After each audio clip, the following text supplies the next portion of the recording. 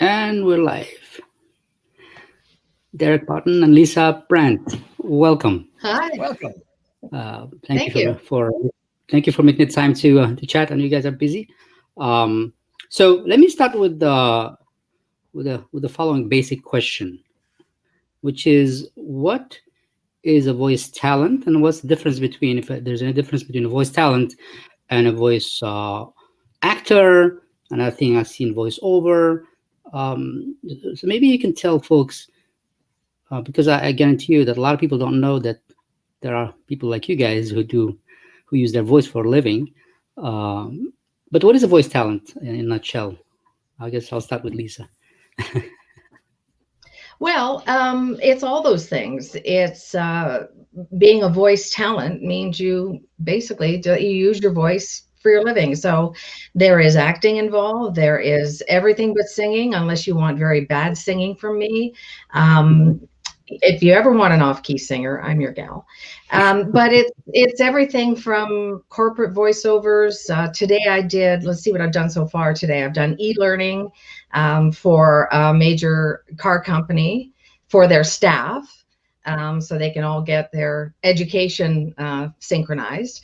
I did a promo for an audiobook. I worked on an audiobook that I'm voicing, and I edited a part of an audiobook that Derek's voicing. So, it's just a whole gamut of things. If you hear a voice, somebody has booked that job and done a little dance. Derek, what do you think? What do you think is the essence, if we want to explain to a layperson, of a voice talent? So voiceover can be used as a noun or as a verb, I guess. Some people would say we are VOs, we are voiceovers. That's a term referred to people that do voice work. Or a voiceover is something that if you've got pictures on a screen and you need something to explain it, some audio to explain it, that is a voiceover. And anything you hear, there has been somebody that's put their voice to it. And I say here, as opposed to movies or television where it's, you can obviously see the people speaking. When you hear an ad on the television or online or your PowerPoint presentation or whatever, if you hear audio, somebody like Lisa or I has done a voiceover to help with the explanation of what's trying to be put across. So that's how I'd explain it. And when you think about it, there's a ton of different ways that voiceover can be used. A lot of people immediately would think, well, commercials, that's what it is. But like Lisa explained, there's all sorts of, there's things that presentations that come. I did some for a computer company that it's to supply the techie information to the back end, to a service shop. How do you take this computer apart? Well, I've done some voiceover that goes along with the images that they have on screen. I too am doing a voiceover, an audio book. I'm doing one of my own, and I'm doing one that Lisa and I are both acting in, and I'm producing, putting the voices together. So there's any place you hear voice, somebody like us has done some work on it. Yeah. Well, I mean, for you guys and for myself, who has been working with you for a while now, and by the way, you guys are part of Witlingo, for the audience to know, part of the team.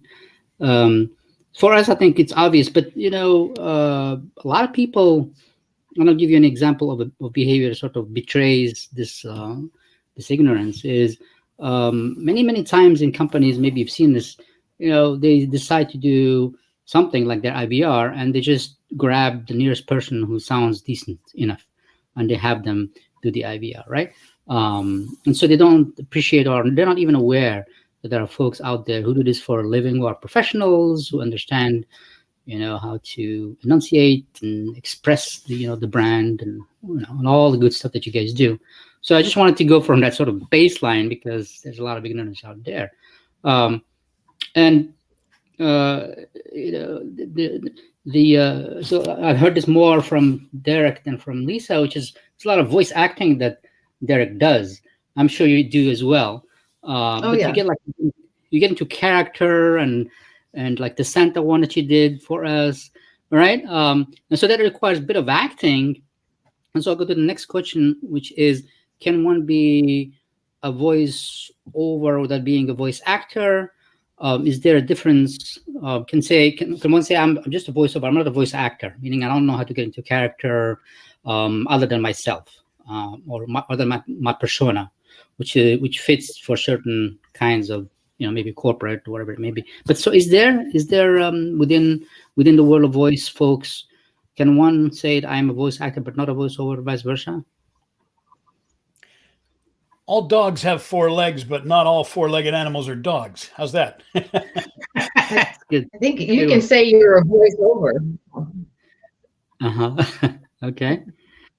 But does so are there folks within your community who are you actors? can be a voice actor and not do voiceovers, right?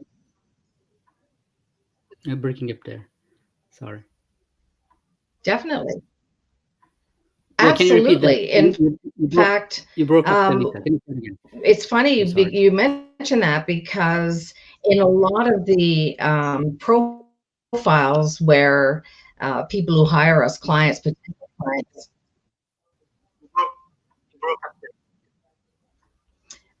that's okay. Where a lot of clients will say, we want Allison Janney, or we want Scarlett Johansson, or we want, actors are often used as the benchmark for what people envision for their project. Derek? We both, as you'd said before, Ahmed, come from a radio background, and every time you turn the microphone on, you're acting. Whether Derek is actually having a good day or a bad day is irrelevant. When I turn the microphone on, I'm going to be the announcer guy, and I'm going to be the guy telling you the weather or the news or something, as opposed to being Derek telling you about, how much of a headache he's got. It doesn't much matter. So there's acting in everything. I mean, and to a certain extent, there's acting that everything that everybody does. When you go to lead a talk, a lecture, or do something in a corporate setting, you are acting the part of that person, as opposed to the people that you sit around and watch a hockey game with. That's a different you. So to that extent, yeah, there's a certain amount of acting, and we play a certain part no matter what. I see that Lisa's coming into my room because her room seems to be. I think she was having issues with her connection, perhaps. Or hey, there you go. It's good. I love it. Love it. Yeah. Now, let me push you a little bit there, because, like, for example, you can get into Mark Twain, and you do it perfectly, all right? And I've seen reviews where they said, this is wonderful in the in the skills store. So, yeah, sure, everybody acts and all that, but you can get into character, right?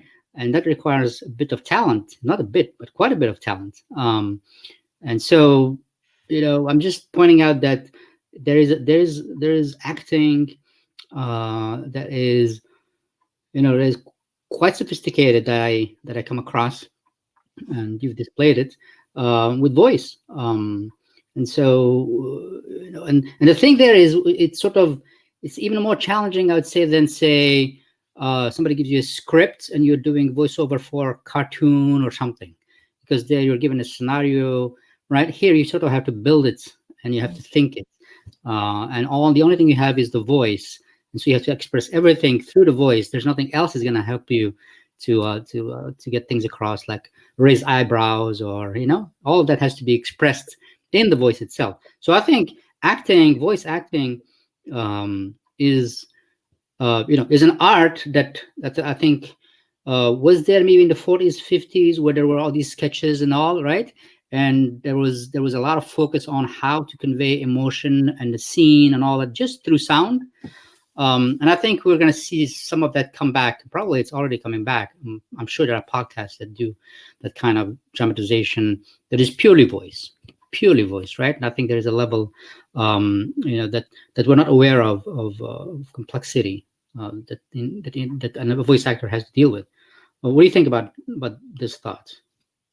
When you think back, and you're talking about timelines and going back in time, when you think back, when the cartoons I watched when I was a little kid, with the Bugs Bunny and Roadrunner things and Porky Pig and that, Mel Blanc was a really, really early superstar in terms of being a voice actor. And one guy, would do all these different voices, and he'd have it in his mind. I'm going to be I'm going to be Porky Pig, or he'd I'll pick another one. I'm drawing a blank, but I mean, he'd come But across with something. and he was everybody. Pepe Le Pew And that really is just, there's a certain amount of skill, but I guess there's a desire to do it. And like anybody will tell you, if you're going to be an expert on something, it takes about 10,000 hours of practice. So it's just a matter of sitting down doing it if that's what you want. And a lot of people are good at characterizations and impressions, although the two are quite different. But learning how to, if somebody gives you direction to, I want you to talk about an 80-year-old man who's got a sore leg. Well, you got a sore leg. I can't move my leg properly. You know what I mean? You're getting into that headspace, as opposed to, I'm an excitable young man that's just won the lottery. Oh, yeah. You know, you immediately become that, Right. And you take on the persona of that which you were trying to. We're doing an audiobook right now that requires, I don't know how many characters you need to do. You're narrating, plus you're doing characters, and I'm doing about, I'd say 7 or 8 different women. Yeah. Wow. And it's, you know, some of them are in the text, like one has a really growly, cigarette ravaged voice. Well, she's easy to do. She's hard on the voice, but she's easy to do. But some of the other ones, you want to make sure they're all different. And it's easy to lose track if you don't give yourself some sort of roadmap to it as well. I have little clips so that I can go, how did she sound again? But it's also play. I mean, it is pure play. And that's what makes this so much fun. I think when you're a couple of hams like we are, we enjoy doing that anyway. And I'll take it a step further, because Lisa was trying to talk about it before. When you get creative direction for a particular bit of script, they will say to you sometimes, I want you to think Morgan Freeman. He'd be a famous example of a guy, I get that, a male actor, and there'd be different female ones too. But think Morgan Freeman, and you can hear his voice, or think Joe Pesci. And suddenly a different voice comes to mind. You think, I'm a small guy, with a bit of New York accent. So you try and take from that and create the character. And as you'd said before, you don't even have as much as an eyebrow movement to get your emotions or your feelings across. All you've got is the voice and the intonation and the expression that you're giving it. So, each one has to be different in order to be effective. And as Lisa was saying, in doing 8 different female characters in this audiobook, in order to make that sustainable, you've got to really have a lane for each one of those characters to be in. So there's a certain amount of practice required, I guess. Yeah. It's amazing. Yeah.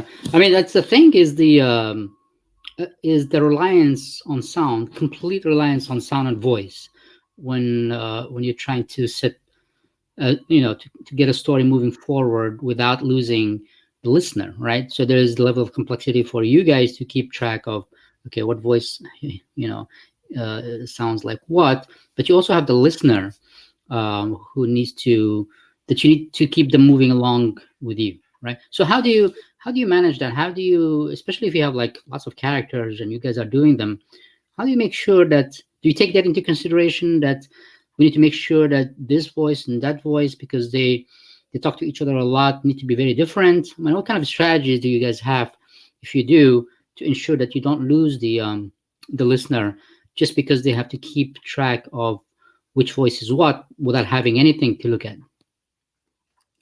In the case of, and I guess this is particularly for audiobooks, when there is extended amounts of talk in a character's voice, and then it recurs one chapter after the next. Maybe the first chapter will introduce a character, and you'll go, okay, this is the voice I'm going to do for this particular person. And then 3 chapters later, the person comes back, and you go, what did I? One of the tricks that I do is I record a little small segment of me in that character's voice, and I save it on my desktop. And so if I need a refresher, there's Steve again. I better listen to what I did for Steve before, and I'll listen to it, and then I'll go, okay, that was it. A lot of it is about pacing as well. One of the things that our radio background has taught us is how to hang on to a listener. Obviously, we were somewhat effective at that for many years, but a lot of times this is text we haven't written. We have no input on. So it may be great. It may not be so great. It's written by someone else. It's their vision, and pacing has a lot to do with it. Sometimes just inserting a pause can be enough to make the ear perk up. Other times it's rapid fire. You've got to think about the story as a whole and pace it well as well. Yeah, that can completely change a character. Whether the character's speaking very quickly and is excitable, or you talk very slowly in the same voice, it sounds quite different, right? Yeah. So it's a matter of assigning and being consistent with the characteristics you've given to each character. It kind of goes back to, I'm writing fiction now. I write as one of the other things I do, and I'm writing some fiction, and giving more weight to something you want people to really get drawn into. So there's a wise old woman who's overseas, who this younger woman is always seeking the advice of, and she's going to have the answer. So you don't want to rush her, because she is the pinnacle of wisdom and experience, and you want to make sure that she's given room to breathe, right? You know who I'm talking about, this one character in the book, and where the young one's more impetuous and, oh my goodness, I don't know what's going to happen, whatever. And it comes with time and with the story itself. Yeah. And is there direction, like in a movie? Of course, you have a director, and they make sure that they take all these things into consideration. All those subtle things that you're mentioning there, Lisa. Like, for example, the audiobook that you guys are doing, is there somebody who's directing you guys? Because you guys are actors, maybe are also directors, I'm assuming, in this case? You're directing and... We got a really good guide from this author, right? As to who everybody is and how and where they're from and how they should sound. And, he's really, really into this book. And that helped an awful lot. And there's often some hints in the text. Yeah, depending on the project that you're getting, sometimes in the case of an audiobook, there'll be a bit of a synopsis. So this is the character of this guy. He's 50 years of age. He's an established banker. He's the head of a corporation or whatever. He's this, and you have to kind of picture. You take all that creative direction and picture it into something that you think sounds like that. And then similarly, and his younger brother, who's a bit of a loose cannon, and a devil may care attitude, is going to sound a little bit different, probably a little bit higher pitched, and speak probably a little bit more quickly. It's the same thing if you had an actor, pick Morgan Freeman, and you brought him into the room and said, Morgan, I want you to be a 40-year-old guy who's really insecure and is just about to go for a job interview. Morgan Freeman would take that as an experienced actor. He'd take that and go, okay, so he's not going to be really loud. He's maybe have a little shake in his voice. He's going to talk kind of slowly. Like an actor would take those inputs that you've given him and create his or her own character out of it. We all require some amount of creative direction. If the instruction on the script is happy, okay, I'll make up what I think that should be, that happy or disappointed or whatever the direction is. It's really effective, I think, when the author or somebody that's in charge, the director, gives a whole lot of creative direction and clear. Because even it's not just audiobooks that we do script analysis of, right? I mean, it's everything. Everything. Who is the audience? Who am I? What am I trying to convey? What's the main message? It's all a form of, characterization. And we've gotten some, when somebody gives you excellent direction, it is like, it's worth its weight in gold. You want to kiss them, COVID or not.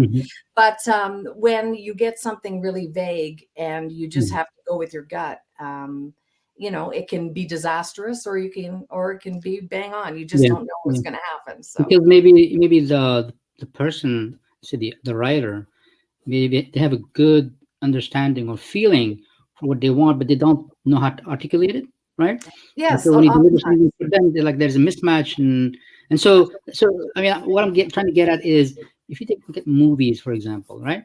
movies or TV shows and so forth, they have a whole cast of, they have a whole staff, which is very well differentiated, right? You have the director, and you have this, the script writer, and you have, the casting folks, and you have all kinds of roles, right?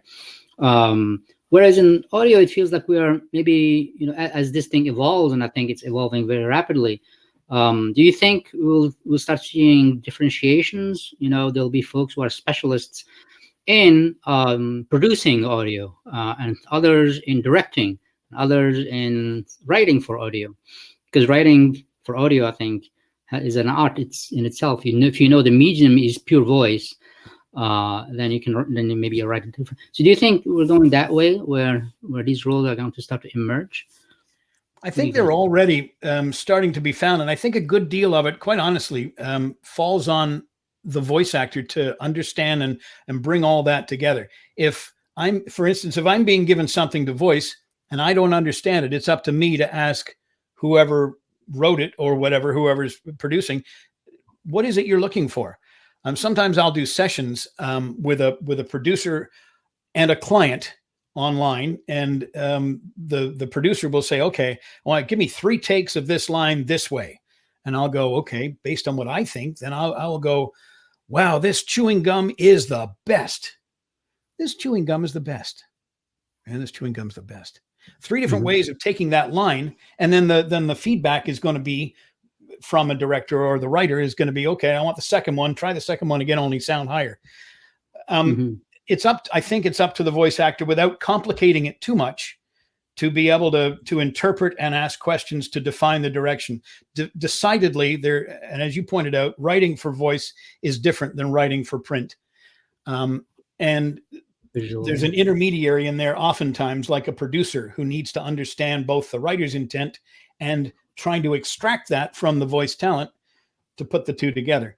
But as far as too many new roles, I don't know. I think everybody has to sort of adapt and make it work on their own. I don't know that there's a huge role. It's just like we all do. We all adapt to new circumstances and pivot where the requirement to pivot is. Yeah. I'm thinking, and maybe I'm sure there are multiple books written about the golden age of radio, where you had all these soap operas and so forth that were purely audio. I'm sure there was this sort of differentiation of roles, where you had director and a producer and cast and so on, who would go and, as a team, deliver something that is compelling, prior to TV, when TV took over, so to speak, right? I think we're going back to that, not that it's replacing anything, but I think it's emerging. Audio and voice are emerging as, or maybe reestablishing themselves, but in a completely different setting. And it feels to me that that for example, we will have folks who will be directors of audio shows, because that is the job, just a full-time job to do just that, right? To read the script carefully and to talk to the authors and to work with the actors and just to make sure that and they have the vision of what this thing is, if we want to mix metaphors, right? So let me ask you, if we're going, let's say 5 years from now, just think about hypothetical world where actually you have this explosion of audio, where you have actually these shows that make millions of dollars and are serious business that people listen to, just like podcasting, right? There are podcasters right now who are making millions of dollars, right? But think of shows that are pure audio, and where you have these folks who are now doing these very specialized things. Between now and then, if somebody young who wants to get into the business, right? I don't think there are programs out there in schools where, they teach you about how, you could take drama and you can but it's not like going and becoming somebody who's focused on audio, right? So between now and then, what kind of classes would you say somebody who wants to get into this, loves audio, wants to be producing or creating or writing for these shows, what kind of classes would they take, for instance? Well, there are many ways you can go. We get asked all the time by people starting in the business, how do you start? In fact, we've thought about starting our own, because we just get asked so many times. It's like, you should. This is the time to do it. There are a lot of artists out there, or voice artists, Yeah. And But we're, I mean, there are fantastic voice artists as well, besides us, who, who do coaching and run classes. There are even broadcasting schools, broadcasting courses give you an amazing grounding in voice, into the technology. That's another thing. I was talking to a young man not long ago about the difference between mono and stereo. And, that's the kind of thing. I mean, that's bread and butter in a broadcasting class. So there's that as well. And then there are loads and loads of people who just plug in a USB mic and say, I've got a voice, I can do this. And every once in a while, the angel of mercy comes and goes ting on their head, and somebody does well. It's rare and against the odds, but somebody does and gives everybody else hope. So there's that as well. I don't ever like to give people absolutes. You have to do this and you have to do that first, because you don't. But what would be the fundamentals? Like, should they take an acting class? Should they take voice? A history of something? What would be what do you think? Because again, this is still early days, in my opinion, of something that is very big that's coming, I think, with a lot of money going to be spent. Yeah. I say a voiceover coach, if you want to get into voice and use your voice, that's the way to go. It will cost you upfront once and then maybe some ongoing things. But I do know some acting students and who have gotten into voiceover, and they overdo it. They don't understand the subtlety. And that's not to say all do. I mean, there are some amazing actors who do some incredible, but I think for starting out, that might not be the way to go. Yeah. My sense is to get out and try it. Different people have different aptitudes. Perhaps one person has an aptitude for being able to imitate different dialects. Perhaps one person has an aptitude for being able to play a certain part, or I think getting out and actually trying a bunch of stuff, perhaps with the addition of a coach, to say, yeah, I think this is your lane. This is where you want to be, is over here, will help direct somebody who has any aspirations to get into voice work at all. And then just trying to do it. You don't need a ton of money to set yourself up and to record yourself and then maybe submit those tapes to a coach or work with a coach. Certainly acting. A lot of people suggest doing improv. There's improv comedy troupes just about everywhere. And it's something you can do kind of part-time and just hone your chops, working with other people, developing characters, thinking fast on your feet. All those things are good and necessary when you're trying to do voice work. So if that's an option for people, I highly recommend it. Very few people come into this with 100% natural talent at anything. Everybody needs to, the A-level sports professionals all have coaches or managers on their team to get the most out of them. So I think you start somewhere, start where you feel like it, and then see where it goes from there. And at the risk of sounding totally ambiguous, you don't want to eliminate any options right off the bat. You want to see, whoa, who knew that I'd have a future in doing, television news IDs? Who knew, Yeah. And one of the things, though, Ahmed, is that it is a business. It is fun, and you can work in your pajamas, and it's pandemic ready because we work from home, and there are all sorts of great fun things about it. But it is still a business, and we've seen a lot of people get into it and then not persist and fall right back out because they don't want to put in the sweat equity. Derek tells a story about starting with one of the online platforms and doing something like 300 auditions before he got a job. And this, if I can just interrupt, this is after coming in with over 30 years of radio background. And I'm auditioning, and I can't seem to get paid work. And I'm thinking, what's wrong? I've done thousands of commercials for the different radio stations I worked at, but now suddenly online voicing and using this platform is way different. And so it's humbling, and it requires a whole bunch of practice. The whole 10,000 hour thing for me, getting out of radio and getting into full-time voice work was like changing gears. It's almost as dissimilar as getting into auto mechanics. It's a whole new set of skills and set of equipment and things. You have to be humble enough to say, you know what, I need coaching, I need direction, and we both do. We both do it regularly. Yeah, yeah. And so, since voice is obviously your core asset, how do you take care of your voice? Do you do things to ensure that it's healthy and and it's cared for? Drink water. Staying very hydrated. I never have water too far away from me. Excuse me. Very good. Both of us back in the day, we're both reformed smokers, and I really, that's for health reasons and voice reasons and all that stuff, would encourage anybody who thinks that they need to smoke to seriously think about not smoking. The other thing too, and your voice is just a muscle, and like overdoing, if you're doing bicep curls, you can overdo it and wreck your muscle or make it sore. The same thing with doing voice work. You can stretch it and strain it and wreck it by not doing it properly and overzealously going at it. I tell you, I've done, and it happens to all of us. I've been asked to do a bunch of characters in video games before. And sometimes they want an ogre and a thug and they want them screaming war and playing a Viking part. Well, those things are not done subtly. They're done really loud and at the top of your projection pitch. Do that for too often without a rest, and your voice is shredded for the rest of the day. It takes a long time to come back, and a little bit of hot honey and tea will help that out a lot. We also have the sprays. There are a couple throat sprays that lubricate the throat that singers use that we have in case of emergency. When I got off, I left radio later than Derek, and I used to do a morning show and talk for hours and hours.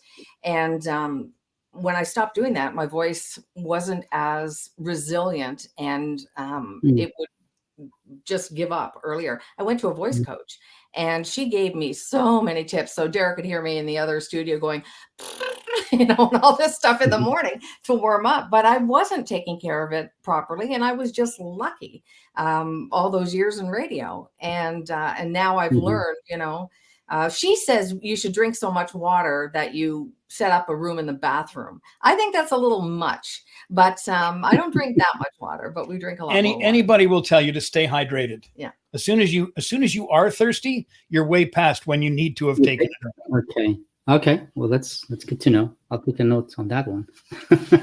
Because I for some reason, my wife calls me a camel because I just forget to drink for hours and hours. That's one of the amazing things about me, she says, that I can go hours and hours. And so I do keep here water. Good. That I drink while it's nearby. But yeah. And so I want to go back to the audiobooks because I think there is it's a phenomenon that has emerged maybe the last 10 years, would you say? Going to, the Audible and all that. Are you seeing more business, I guess, coming from the audiobooks track, would you say? Yeah, for sure. My audiobook output has really increased. Anybody will tell you that there are more books that need narrating than there are narrators to do it right now. There's so many, and a lot of people are taking the old works, the classics and old things, even old textbooks, and are getting them done, getting them narrated so that people have a way to consume them more easily. Back in the days, we used to pick up paper books and read them and stuff. And now people are putting their earbuds in and going for jogs and driving even and listening to audiobooks as they go, which is a phenomenon that didn't exist 20 years ago. So it's really, the audiobook world has taken off a whole lot. And I'll say that, and anybody thinking about doing audio work, it doesn't mean you have to know how to do characters. And there's a lot of nonfiction audiobooks to be narrated out there. I've done a bunch of them. We also did a fiction book. Well, they call it nonfiction, but I say it's fiction. Anyway, it was about UFOs and stuff. And it was really interesting. And there were a lot of characters in it, but they were adamant. I mean, even when the text said, and she was crying wildly, they were adamant that nobody act out any emotion. None. So we gave them this this wonderful thing with we hired other people and Derek produced it, and with the the woman's crying and they're like, no, we want no emotion whatsoever. So they're all different, right? Interesting. We call it Becky Thatchering around here because in grade 8 I was Becky Thatcher in a production of Tom Sawyer. So Derek will say, okay, I need your help with this. Give it your best, Becky Thatcher, and so that's the code word in our house for acting. Oh, Becky. Okay, that means act out the character. Yeah, it does for us because it was my star turn in the theater in grade 8. All the grandparents raved. Like acting. You guys are thespians. Is that what you are? That's right. Well, I think I can understand. Well, what do you guys think about that? Becky Thatchering a novel versus reading it, as if I was reading it myself to myself. What do you guys think? There's a couple of schools of thought there. And the way I have taken it is that an author is writing a book and writes descriptive words and adjectives and adverbs and action words meant to carry the story. As a narrator, all I need to do is communicate what the author has written. I don't need to necessarily go over the top and saying, and he rushed there and he rushed back and then he didn't know what else to do and it was just a whirlwind. It's like, no, the words on the page are, he rushed here and he rushed there and he rushed around and he was in a whirlwind all day, is how I would read that. I don't need to overact the words that the author has laid down. But when they have chosen characters and they have chosen people to do characters, I found that one book, and again, it's their choice, it's their book. They can ask us to do it in opera if they want. But I found it odd that there was all of the description and we were actually playing the roles, but we were playing them straight. I just found it odd. But anyway, whatever. It's like I say, it's their book, and the check cleared, so we're fine. Yeah, that's what counts. As readers, do you prefer one or the other? Meaning, as you're listening to something that was written, it was meant to be read. I haven't thought about it, so I'm just exploring here. But since you guys have thought about this, do you find it distracting when somebody's playing a part in or not? Not as actors, but as readers or listeners. See, that's tough because it's really hard for us to listen. Like we analyze voiceovers on TV. It's very hard for us to listen like normal people when it comes to sound. It's kind of the same thing as reading a book and then seeing a movie version of it. And in a movie version, what you're doing is you're seeing a director and actors colorize and accentuate what the author has written, sometimes eliminating and sometimes augmenting the verbiage that's laid down to suit their own taste. And sometimes you like it and sometimes you don't. A lot of people, and I think me included, say, I like to read the book and have it in my mind. In my mind, that was a gray overcoat that fellow was wearing. And, the skies were blue that day. That's how I pictured it. Where perhaps in the movie version or some other actor's interpretation, it's going to be different. I'm going to naturally resist that.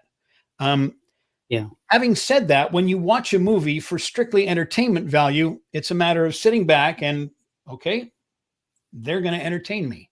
I don't have to do much effort and put thought into this. So in this audiobook that Lisa and I are doing right now, where I play the male parts and she plays the female parts, they're asking us to, for want of a better expression, to colorize it, to give it a bit of character because they want character differentiation. There's a lot of audiobooks where a single one gender narrator will read all of the characters in the book, as I have. And that's the way some rights holders like to have it.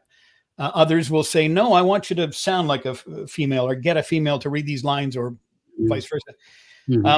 Again, it's up to, that's a creative direction, and it's in the ear of the rights holder. Yeah. And as listeners, like I say, we have a lot of, like, I'll give you an example of the kind of thing that can happen to us. 2 examples lately. One, I heard a commercial that I auditioned for and I was in the final 3, but didn't get the job. And I heard the final one. That's like a little stab in the old heart. And then another one was I had done a whole series of commercials based on my name and everything for a big company. And they launched like a week before the pandemic. So they pulled them all off the air. And because they didn't want it to all sound the same, they hired a man to they took out some of the script and hired a man to redo them all. And I hear them and I go, oh no. So we don't listen like regular people. We're always kind of going, oh, how did they do that? And it's not critical necessarily. It's like, wow, that was great. How did we pick apart how they chose to do it? And we're we go approach, right? So you're always looking to sharpen learn from others and always and so forth. Yeah. Well, let me ask you one. Sorry. The education never stops. Yeah, it does. It does not stop, for sure. For those who choose not to stop learning, because I've seen people who think they've arrived, the mirage of arriving. Let me ask you about this technology called text to speech, right? And let me get your gut reaction to it before we sort of delve into thinking about it. What do you think? Do you feel it's a threat? Do you feel it's something that has its place? What do you think? Or how do you feel first? I think it has its place. I know as a self-respecting voice professional, I'm supposed to say, heavens no, you're taking work away from me and you're giving it to a machine. There are different reasons and different needs for voice work. Sometimes if it's really a straightforward read and it's an instructional thing, that you could get away with doing a machine-generated audio. I think in the second that you want to put any kind of personality in it or change it or differentiate from another product or service that's out there, you call in a real person and you give them the direction to sound human. I don't care what they say. I can pick out a machine voice that fast. And some people care and some people don't care. So it's, I'm not necessarily going to be the one to judge, but if I'm looking to sell my product and I want it to sound like the guy next door, I'm not going to have a machine do it. I want to have a person that can sound like a human. I was asked to audition again for to provide examples for someone to create AI voice. And I just said, no, I mean, I get to decide what I do and don't do. And that's something I'm not going to help you, Mr. whoever you were or Ms. Create this and then take market share away from those of us who want it. But this is going to sound like I'm blowing smoke up your skirt there, Ahmed, and I don't mean to, but you wrote a piece about maybe using more AI and people wouldn't have the expectation that they're talking to a human. Was that sort of and that changed my mind about it to a degree. And I thought, you know what? If you think you're talking to a human and you don't get the response that you're looking for, that is frustrating. So I do see a place for it too, where I didn't before. And because of that, so there you go. Yeah. No, what I think, I'm even more bullish in the following sense. I think this technology is going to take audio and voice and all that to the next level of usage, right? At which point quality it's going to be very important, right? So I think it's going to increase the pie because everybody's going to want to use audio, and they'll use this text-to-speech where people know it's a machine for things that are mundane, like articles and so on. But then when it comes to the real important stuff, right, they will pull in, professionals, right? And just like I think audiobooks, the demand for audiobooks professionals is outstripping supply, right? I think you're going to say the same thing when it goes to the next level. And I think the next level is beyond our imagination. I think of every company and every book and every whatever needing to have a voice that is authentic and that is real and so forth. So I personally not only do I not see it as a threat, but I see it as a sort of a bridge to the next dimension of of voice usage, and the next level, let's say, of voice usage and audio usage. Yeah. I agree with you now, but there's always been something that's going to knock our industry on its heels and take us out. Like there's always been that fear. I remember when people first started using celebrities like in a big way as voiceover artists. It's like, oh my goodness, they're just going to use Julia Roberts and Susan Sarandon and those guys, and there won't be work for anybody else. Well, that didn't happen, Exactly. And I think it's small-minded thinking to think that we're just going to become obsolete. I think human to human is always going to matter. Yeah, absolutely. I mean, for example, stories, right? I can't see robots doing stories, in an effective way where you have very, very subtle feelings that need to be conveyed through silence or intonation or all the good things that you guys do. There's no way that, and again, I ask, let me ask you another question, which is sort of broader. It doesn't have necessarily to do with voice, and maybe it's because I'm old school. Is if I see a painting, right? And I like it, and somebody says that it was created by a machine, all of a sudden I just don't want to look at it again. For me, it loses its meaning. Or if I hear music and it was purely generated by an AI, and even if I liked the beat, I don't want to listen to it just because it was purely done by non-human intervention. And it may be that we're going to go into an era where the next generation is not going to have these kinds of sensitivities and so forth, right? Maybe they don't care. And I think there's a big debate there, or a lot of thinking that needs to be done about why do we like, for example, nature. When you go out in nature, right? It wasn't done by anyone, right? But still it's beautiful, right? But what's the difference between that and, say, a beautiful painting that was done by a robot? I'm not gonna buy that beautiful painting, but I will appreciate nature. And I'm just trying to think through all that. Now, why is one beautiful and the other is not beautiful? And I think, and I'm saying all this because I think even if the voice approaches the human being, if I figure out that this brand is not using a human being, me, living 221, I would not feel good. What do you think? What do you guys think about that? Have you thought about that? I think if the painting's done by a monkey, I'm going to buy it right away. But I know exactly what you mean, though. I agree. There's something. It makes it feel synthetic, and that is the word. Yeah, and no, I agree. There's something about a fellow human being connecting with you in a certain way, whether it's sharing their art with you or whatever. To know that a person express that, I think I agree, for me it makes a huge difference. Yeah, I agree too. I don't like going through self-checkouts at the store, because to me, I'd rather interact with a person, even if it's just to say, hi, how are you, have a nice day, as opposed to a machine going, what do you want now? I would much rather deal with people. And so that carries through in all that, both in your example of artwork or music.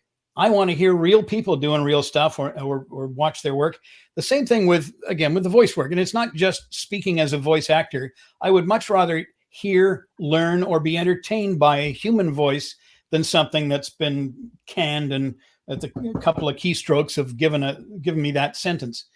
I remember, if I may just interject for a second, years ago, Cheap Trick had an album out called Live at Budokan. And when I was young, that was I love that album. It was fantastic. They were supposedly in Japan. And many years later, I found out that most of the applause had been added after the fact.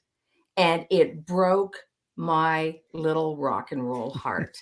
And that's the kind of, I can never listen to that album the same way again. I mean, when I was a kid, it totally fooled me. I didn't know any better. Now that I know that was not the Japanese kids going bananas for Cheap Trick, it changed everything. That's a great example. That's a great example. Yeah. The thing is, I wonder if we the three of us, right, are of different generation than folks who are much younger than us, right? Like my son, who is 19, 20, right? Or even younger, right? People who were born into Alexa and born into AI. Are they going to perceive art differently? Are they going to perceive voice differently? Are they going to perceive robots differently, right? For us, there is this category of a human and a robot, and you have cyborgs, right? Are they going to have different notion about what a human being is? Anyway, I think it's interesting as this AI thing goes mainstream, right? I think a lot of our categories are going to be challenged.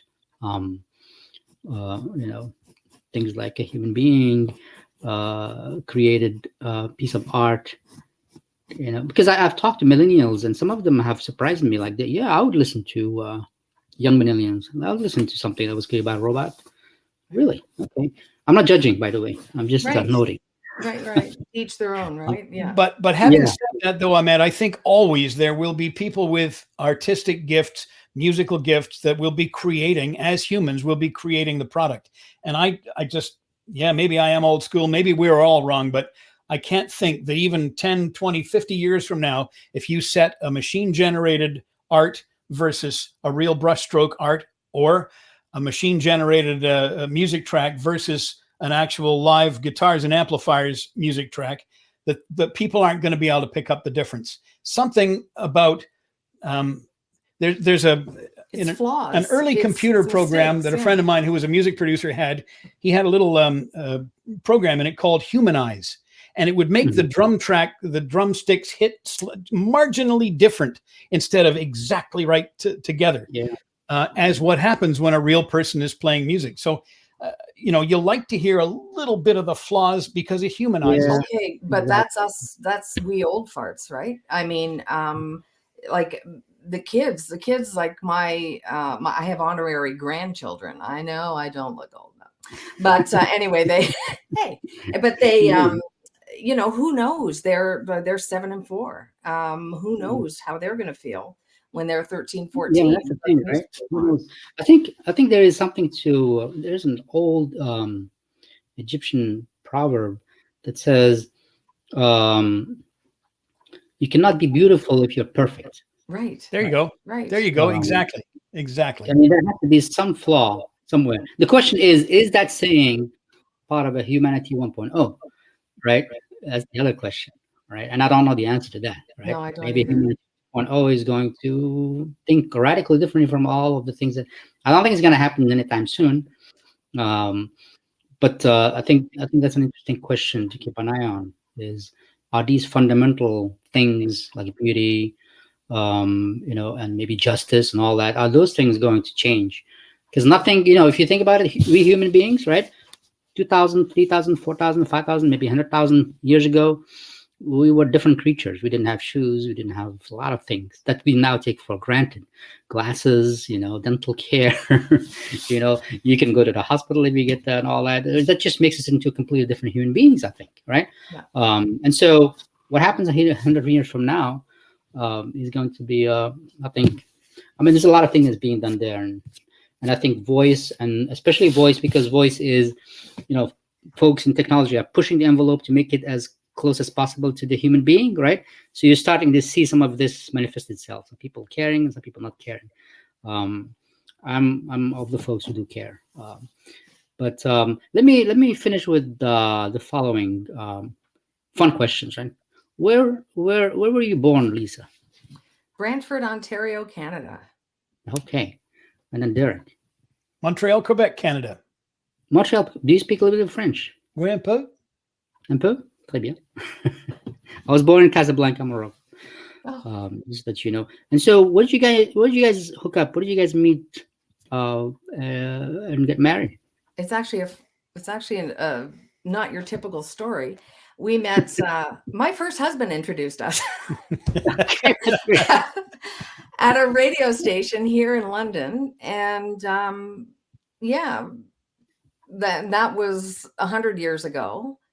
And we sort of went our separate ways. I got married a second time, and I was going for a record. And and then many years later, I think how did we get it together? was about 38 years ago when we met. We were coworkers, and we became pals. Yeah. And then we worked together at that radio station. Then Lisa moved on to another radio station. And I followed, ironically, shortly after that, just because I got a job there too. Then we went separate directions again for a while, and she went and got married again, and I went off and did my thing. And then we sort of, as fate would have it, came back together and decided, well, we're still pals. And oh, look, both of us are available right now. And it just sort of, it morphed into something like being drinking buddies. You know? Yeah, so we got married in 2009. Yeah. Yeah. Wow, that's great. And you guys, I know where you are, but for the audience, where are you guys located? London, Ontario, Canada. It's kind of halfway between Detroit and Toronto for those looking on a map. It's Southern Ontario. Yeah. And how big is the city itself? 380,000 people, something like that. Well, I think all told, it's probably 500,000. But yeah, 500,000. With that's like semantics, but yeah. Wonderful. Well, thank you.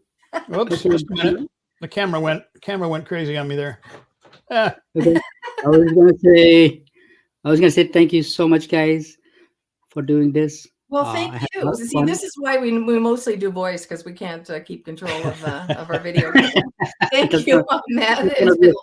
That's okay. No, I had fun. Thank you so much. Yeah, me too. Me too. This should be going out in probably mid-June, so I'll keep you posted. Excellent. Okay, thanks for having us. Yeah. Take care. Bye. Yeah, bye-bye. Yeah.